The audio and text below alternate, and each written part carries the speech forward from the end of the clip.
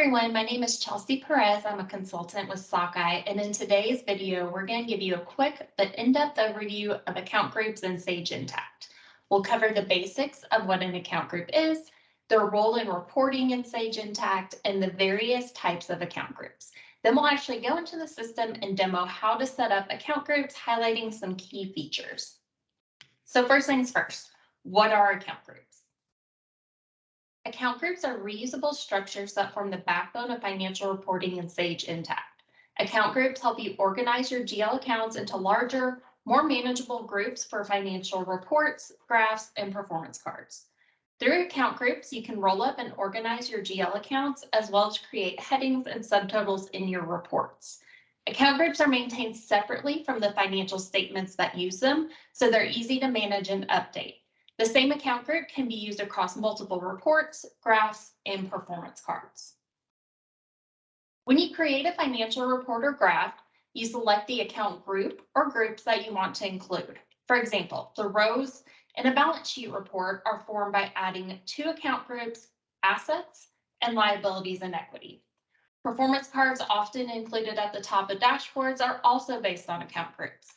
Each performance card is based on a single account group, which determines the value that the users see. Account groups can be structured into a hierarchy to create rolled up amounts for reporting.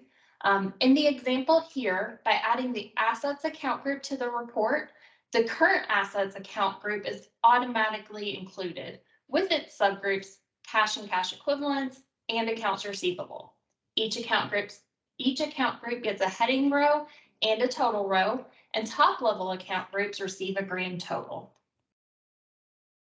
When you create a new account group, you also indicate what type of account group you want it to be. Different account group structures yield different results in your financial reports. The simplest and most basic type of account group is accounts. This type of account group consists of one or more GL accounts from your chart of accounts. You can include individually named accounts or ranges of accounts. Once you have established account groups of GL accounts, you can then group those together using group of account groups type. These groups of account groups will form a hierarchy that will become the building blocks of your financial reports. Account groups can also be made up of statistical accounts. Statistical accounts are used to house non-financial data, such as square footage. These statistical account groups can then be calculated against and used to report on data to get a variety of ratios and business metrics like revenue per square foot. If quick start categories were used when your Sage Intacct environment was implemented, then you already have some prefixed account groups set up called categories. These categories build the out-of-the-box reports already available to you within Sage Intacct. Each GL account can be assigned to one of the preset categories so that your company's GL accounts will reflect on the out-of-the-box reports. Computation account groups consist of other account groups or individual accounts that you can use as components in a mathematical equation. The result of the equation will display in your financial report to easily give you valuable insights into the data. All right, so now that we know a little bit about account groups, we are actually going to go into Sage Intacct and demo how to create these account groups. The first, to access our account groups from our home screen, we are going to go to our Applications menu, Reports, Setup, and Account Groups. So you can see here I have all of my account groups listed. Right here is the name. It also will tell you what the display as name is. So if that's different from the identifier name, that will show you that here. The account group purpose. These make it easy to see what the account group is used for and kind of organize all your accounts. You can see we have all our balance sheet accounts right here. It just makes it easy for you to know the purpose of the account group. We have our account group types. These are the structures we just covered, groups of account groups, categories, all of those. You can also see the hierarchy. So if we click on our hierarchy link, you can see what is included in that account group. So you can see here, our accounts receivable has our accounts receivable account group and allowance for doubtful accounts. and those account groups contain these specific GL accounts. We can also see if there are any reports that already include these account groups. So if we click on this, you can see this is included in our balance sheet account groups, and Sage will not let you delete an account group if it is in a report. So if you're trying to delete something or move things around, always check what reports currently use that account group. All right, so first thing we're going to do is create a group of GL accounts. Like I said, this is the most basic type. And for this example, we are going to create a G&A expenses account group. Once I set this, I cannot change the name of the account group, so just be mindful and consistent in how you are naming your account groups. You can always change how it will display on the report right here. You do need to set a normal balance for your account group. This is going to be an expense-based group, so we can leave this as the normal balance of debit. For example, if it's a revenue group, we would go in here and change that to a credit. And then we have our account group purpose. As I highlighted on the list view, the account group purpose just helps you organize all of your account groups as you start to build out many reports.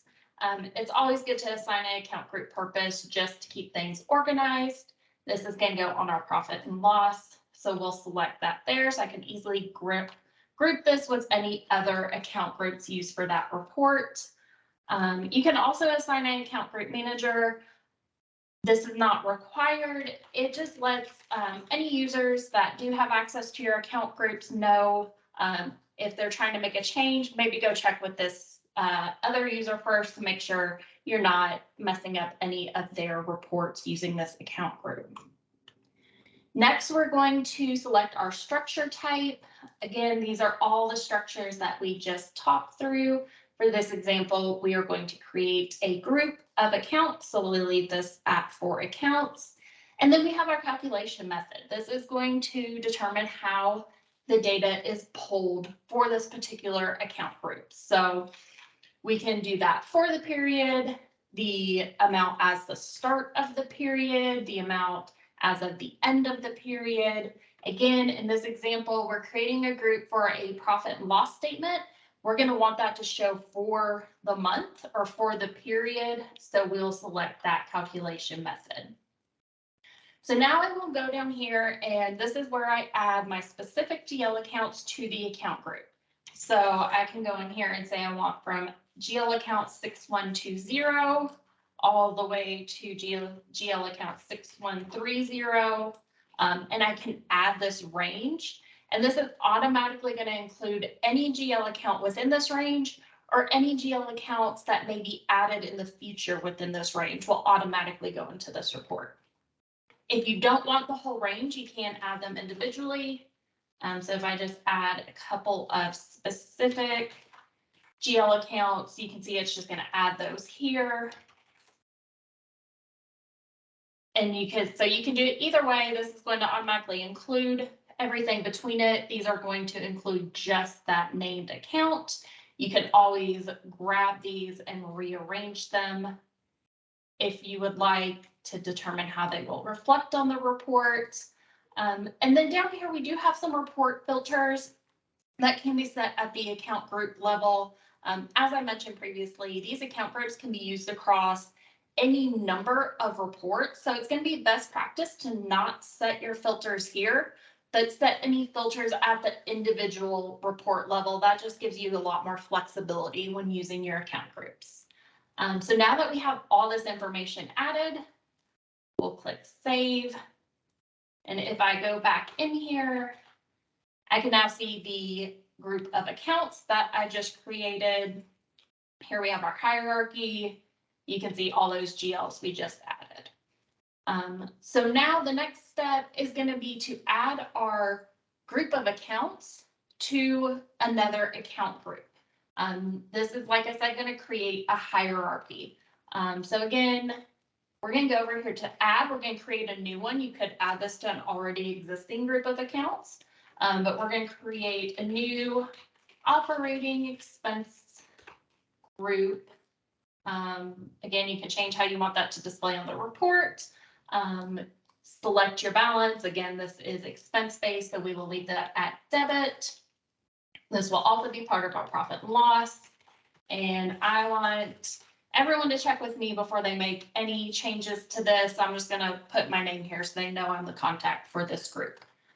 So for the structure on this one, we are going to change it from accounts to group of account groups. So that's going to change our options down here. No longer can we add individual GL accounts, but we can only add other account groups. So this does, our account purpose does come into play here. You can filter it by that. You can see if I just drop down our account group menu, it's going to show all the account groups we currently have. I just want to look at those for this profit and loss because I know that's what I'm looking for. And so now you can see, because I put our G&A expenses group in there, we can add that. I'm going to take this off real quick so I can add some other account groups that were already created. So we have our G&A expenses. Say we want our marketing GL accounts in there, payroll, utilities. And so now we have an account group that's going to contain all of these other account groups that contain individual GL accounts. And so I'm going to come over here and save this. Oops, and we already have an account group with that ID, so it's not going to let us change that. So let's create a unique identifier for this. Click save. And now if we come out here to operating expenses, we have our operating expense group. We look at our hierarchy. You can see all of those groups of accounts that we have in here. So now we can put this into a financial report. We could just add this operating expense group, and all of this data for these GLs and account groups will pull into our report automatically. So there's one last thing I want to show you guys, take this one step further, and that's to create a computation account group off of this. So if we come in here and click add and say we want this to show our operating expenses per unit. We have this name, say we want this to look a little nicer on our reports. So we type out the full title, we can change that there. Again, expense-based groups going to be a debit. We actually want these metrics to show on a dashboard, so I'm going to use a different account group purpose and put it with all my other dashboard KPIs. Again, I will put myself as the group manager, just so everyone knows who created this.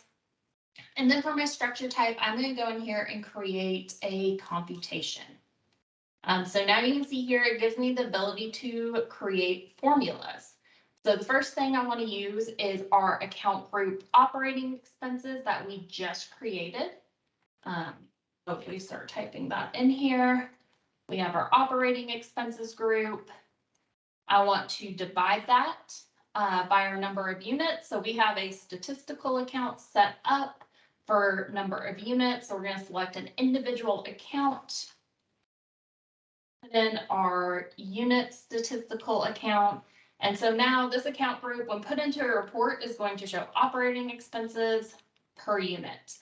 You can also set some display options over here if you want that as a decimal place, a number, a percent. If you want this to show as a dollar amount, you can set all of that here. So now, without having to export to Excel and do some extra calculations, we have really valuable insight into our data using these computations. So we'll save that. And then the last thing I want to show you guys is how these are going to show up on some reports. So this first one, you can see we have our account groups that we just created here as our columns. That is all summarized by our dimension, in this case, location. If you have multiple locations, they would all be listed here. So we have the total for our account group, and then here you can see we have that computation that we just created. It's right there on the report. You don't have to do any extra work outside of the report that Sage creates. Or we can come over here and you see we have, again, our operating expense per unit, the calculations there, but we want that summarized by each of those sub account groups that we added to our operating expenses. So as you guys can see, there are a lot of different ways you can use these account groups to really format the data in a way that is helpful and insightful to your organization. That is all I have for you guys today. Thank you so much for watching, and look out for more Sage Intacct insights from Sockeye. Thank you.